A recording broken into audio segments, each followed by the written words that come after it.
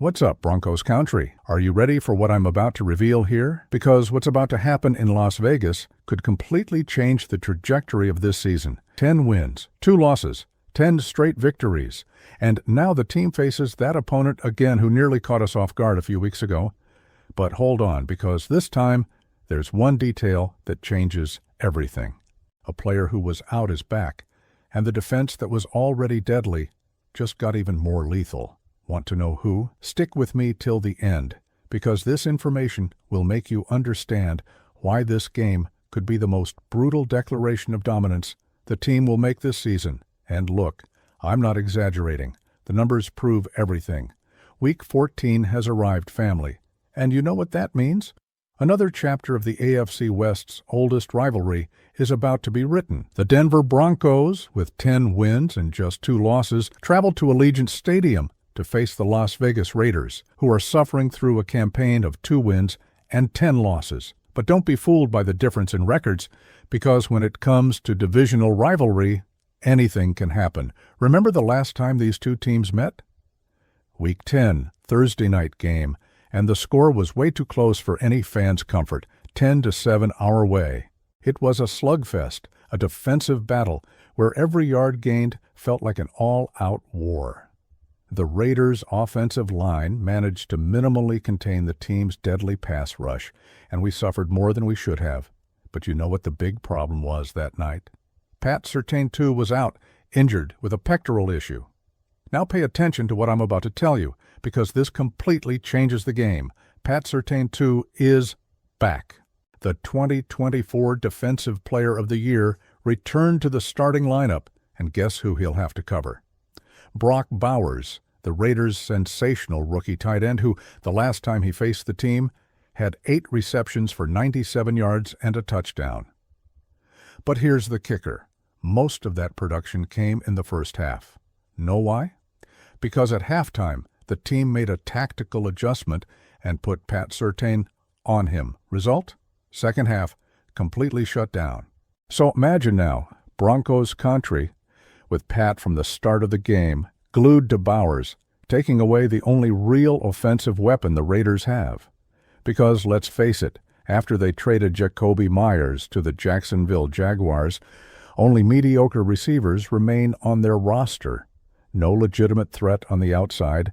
The team's defense can practically focus everything on the running game and Bowers, and with Pat taking care of the tight end, there's room for everyone else to feast.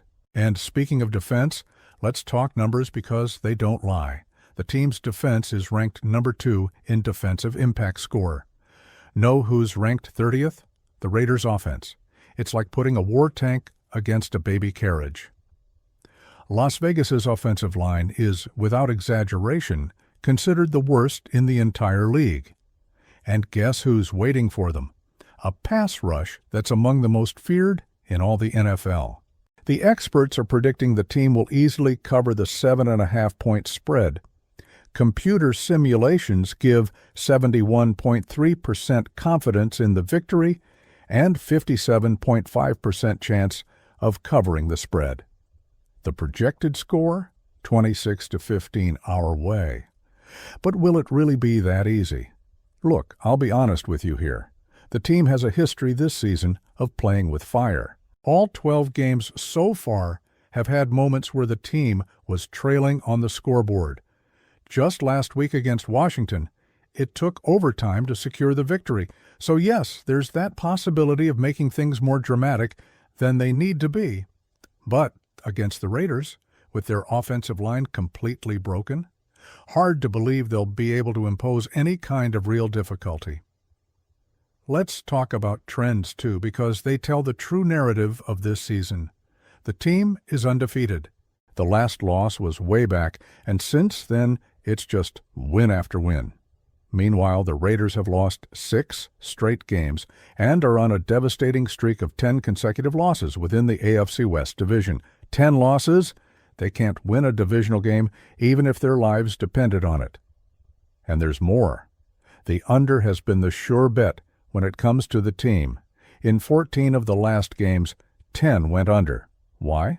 Because the defense is so suffocating, it doesn't let opponents score.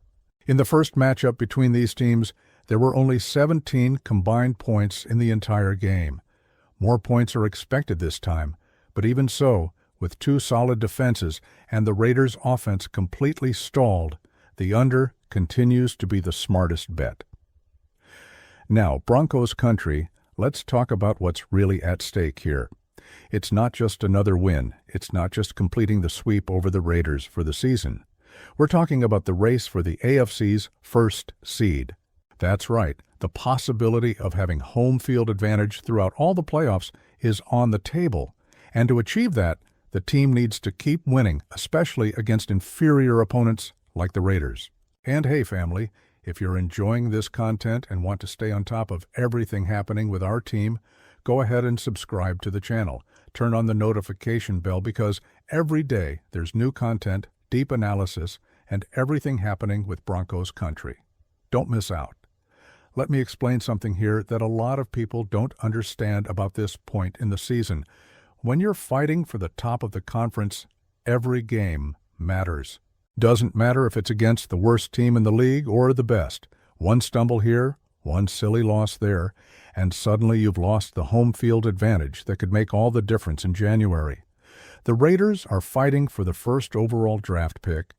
They want to lose. Head coach Pete Carroll is living through a disastrous season. But you know what they want more than anything? To ruin their division rival season. It's the only thing that can bring a smile to their faces right now. So don't doubt the motivation they'll have on the field. But motivation doesn't win games alone, Broncos country. Talent wins games. Execution wins games. And in that department, the difference is glaring.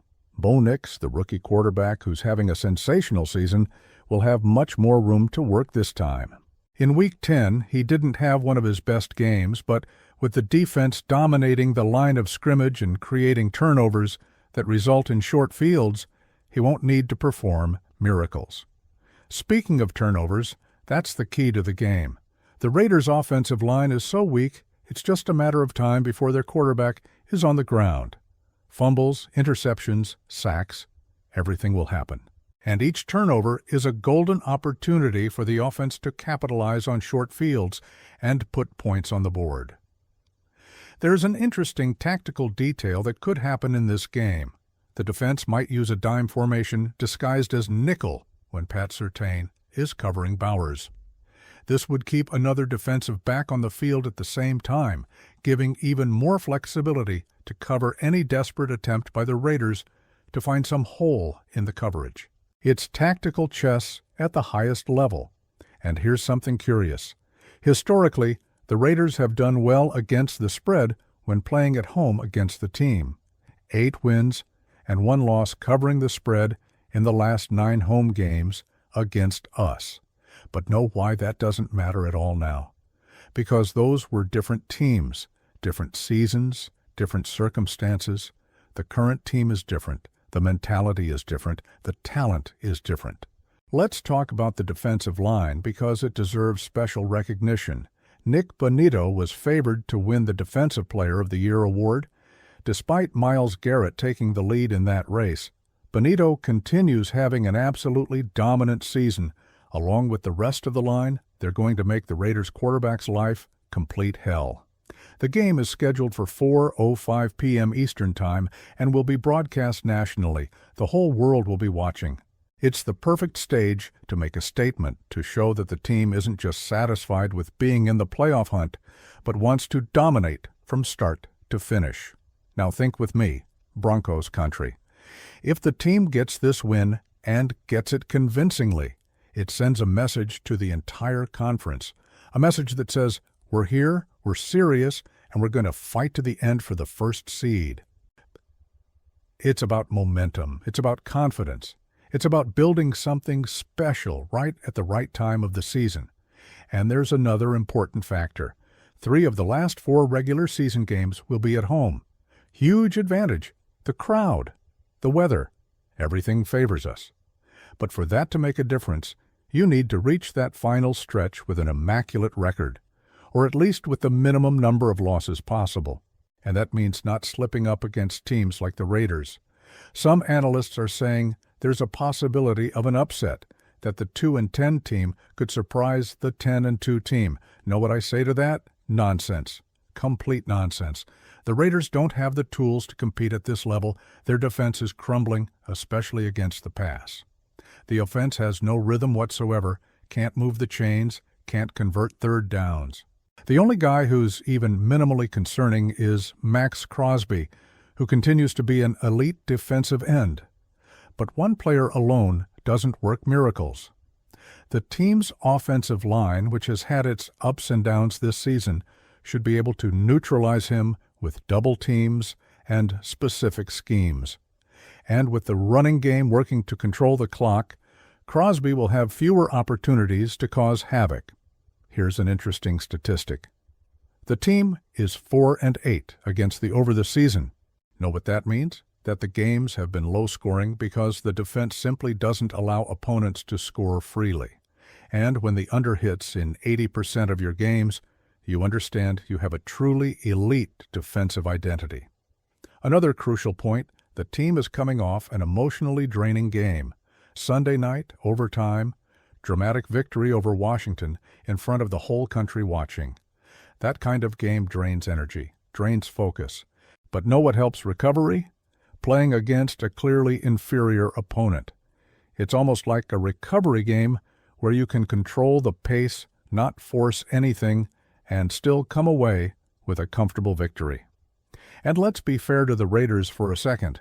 They tried to compete in the first game, kept the score at 7 points, made their defense show up, tried their hardest. But that was at home in a Thursday game where everyone had heavy legs. Now, after a full week of preparation, with Pat Certain back, with the defensive line salivating at the opportunity to eat that horrible offensive line alive, no chance. Some fans might be worried about the fact that the team has a habit of playing down to competition, of turning easy games into difficult battles. And it's a valid concern because it's happened several times this season. But know what the difference is? Maturity. The team is maturing game by game, learning to close out games, understanding that you can't tempt fate every time. Tell me, Broncos country, do you think the team will cover the 7.5 points easily, or will it be another close game? Drop your opinion in the comments because I want to know what the fans are thinking. The truth is, this game represents more than just another win on the calendar. It represents the possibility of completing a full sweep over a divisional rival. It represents continuing to build momentum heading into the playoffs. It represents proving to all the skeptics who still doubt that this team is for real. Look at the numbers again. The Raiders' defense allowed quarterbacks to have a passer rating of 106.4 when under pressure last season, worst in the entire league. Now imagine Bo Nix, who's growing week after week against this fragile defense. Opportunities will appear, connections will happen, points will go on the board, and in the ground game, forget it. The Raiders' defensive line can't stop anyone. The team's running back, whoever is designated to receive the carries this week, will have room to run, will have holes to exploit, will have yards to gain. And when the running game works, everything becomes easier. Play action works better. Third downs become more manageable. Control of the game stays in the team's hands. There's also the psychological aspect. Losing 10 straight games in the division destroys any locker room's morale. The Raiders take the field already, knowing they'll probably lose. There may be pride, there may be desire to compete, but deep in their minds, they know. And the team needs to take advantage of that, needs to impose the pace from the first snap, needs to make them feel they have no chance. The ideal strategy would be to start strong, open a comfortable lead in the first half, and then control the game in the second half with the running game. Wear down their defense. Control the clock. Don't give them chances to get back in the game. It's football in its purest form, imposing your will on the opponent from start to finish. Now, family, let's do a mental exercise here. Imagine if the team stumbles in this game. Imagine a silly loss to the Raiders. What happens? Confidence shaken. The media starts questioning. The division lead, which seemed consolidated, suddenly becomes threatened. It's the kind of loss that can derail an entire season. That's why you can't underestimate anyone, no matter the record. But I don't believe that will happen. Know why? Because this team has something special, has chemistry, has leadership, has veterans who know what's at stake, and above all, has hunger. Hunger to win. Hunger to prove they deserve to be among the league's best. Hunger to go far in the playoffs. The experts agree. The team will win and will cover the spread. Computer simulations agree. The numbers agree. Logic agrees. Now they just need to go out and execute. And if there's one thing this team knows how to do, it's execute when needed. One more important thing, the fans who will be at the stadium. Yes, it's in Las Vegas, but you know how it is. Broncos country travels well. There's always a crew representing orange and blue in the stands, no matter where the game is, and that energy, that support, makes a difference. The players feel it, use it as fuel. So summing everything up here, the team will seek its 11th win of the season, matching the Patriots' win total, who are on a bye this week. Kickoff is set, the stage is set, and the world will be watching. It's time for Broncos country to make noise. It's time for the team to show what they're made of. It's time to continue this journey toward what could be a truly special season. 10-2 is good. 11-2 is better. And the path to get there goes straight through the Raiders. So what do you say, Denver Broncos family? Let's make it happen. What do you expect from this game? Easy win or another nail-biter? What will the final score be, in your opinion? Will Pat Surtain completely shut down Brock Bowers? Will Bo Nix have his best performance of the season? Throw it all here in the comments, because I want to know each one of your opinions. And if you enjoyed this content, you know what to do. Drop that like, share with all your friends who are true Broncos country, and stay tuned to the channel because every week there's complete analysis, hot news, and everything you need to know about our team. Broncos country, let's go together toward the playoffs. Until the next video, and may victory number 11 come. Thanks, family.